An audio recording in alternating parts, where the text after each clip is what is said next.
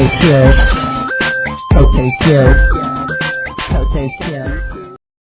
one and only Tom Morey, and it's pretty safe to say that anyone who's ever set foot in the ocean has this man to thank. He's introduced the Morey Boogie.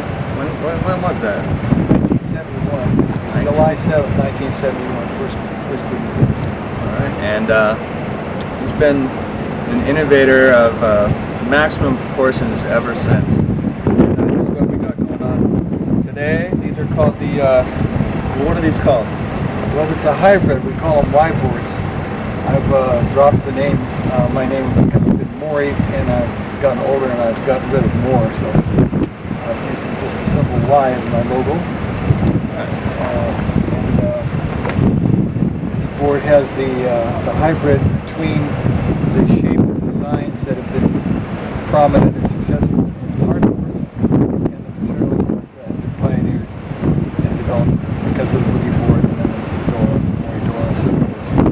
So it features a polypropylene core that's inside here that's used in most automobile bumpers today because of the great responsiveness. And then this is a high-end polyethylene, high-density polyethylene skin that is slick. It's slick on the bottom. Let me take that from you. It's polyethylene is slick in the water, slicker than fiberglass, no matter how fiberglass is sanded. So these boards run really quick through the water. Now, it's got a real skag system, and we also use these slick materials on the deck, unlike the usual soft surfboards. Right. We found that we can use these harder skins, these slicker skins, and still make the materials wrap around. But they don't get so dirty, and they don't slow you down so much. You know, there's a lot of water moving over the deck of the board all the time, and the surfers should be aware of the fact that 99% of the time they're in the water, they're paddling. I mean, or that there's motion to paddling. And you don't want drag, you don't want all the water going across the boat.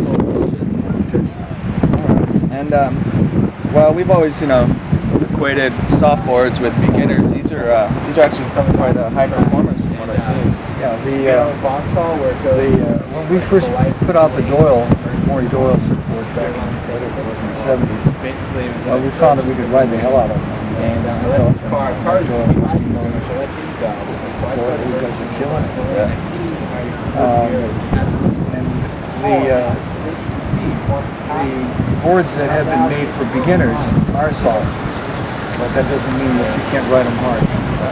And because the customers are all about money, then the soft surfboard is made so often because all the corners are cut. The boards can leak. The skag systems are this is a real skag system, buried in fiberglass in. And you need a rigid skag structure in order to get good performance. Another thing that's different on these boards are what we call the afterburners. The flat section back here.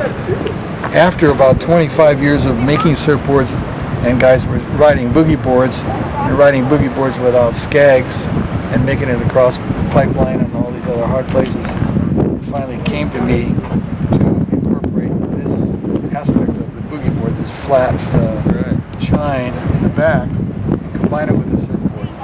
And what that gives you is a hard breakaway edge. The water breaks right off here, but when you lay into a turn, this flat part engages as you roll over. It develops some suction on the wave and clings to it and gives you a really neat pivot. But as soon as you come back to flat, then you're skimming along. So you have the advantage of both hard, like all hard, real bottom, and the rails that had been before that, which were rounders, which would cling to the waves, but without the drag of that. All right. So, well, we're not exactly looking at epic conditions today. We're going to go give these things a shot, give you some feedback. So that's pretty much what these are all about, I think, right? Cote,